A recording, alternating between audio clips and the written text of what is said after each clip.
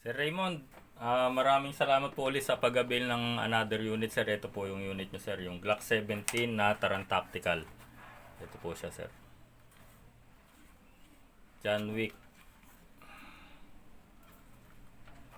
Then, ito po yung magazine nyo, sir. Sa pag-charge ng gas, sir, bababa nyo po. Ito po yung lock nito. Ibababa nyo po ito para gumalaw po itong mag base para mabunot nyo po.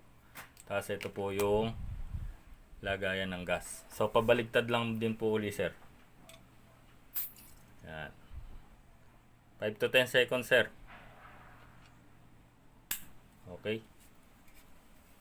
Tapos pagbabalik, sir, ibababa nyo lang po uli ito.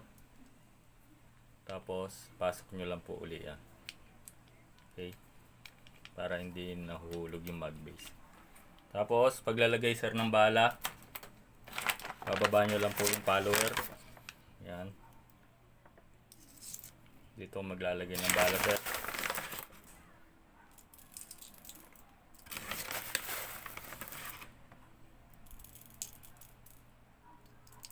So yan, sir.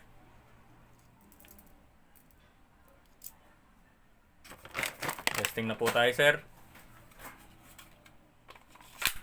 Yan, ganyan po forma niyan, sir. Nakalabas to.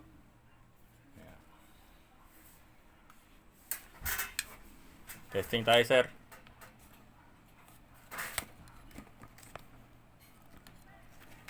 Charge tayo. Fire in the hole. Lakas. Yan, sir, nag-slide stop na yung unit mo, sir. Alisin mo lang po uli yung magazine. Tapos atras mo lang to, sir. Tapos balik na sa dati. Tapos kalabitin nyo yung trigger, sir, pagtatago nyo na para yung hammer po naka-rest position. Sir, yung magazine mo uli, sir, wag mo aalisan ng gas pag itatago na, sir. Hayaan nyo lang may gas para yung inlet hindi masira, sir, tsaka yung base na o-ring, tsaka itong outlet valve. So yan, sir, maraming salamat po ulit sa pag-avail ng unit, sir. Mabuhay po kayo.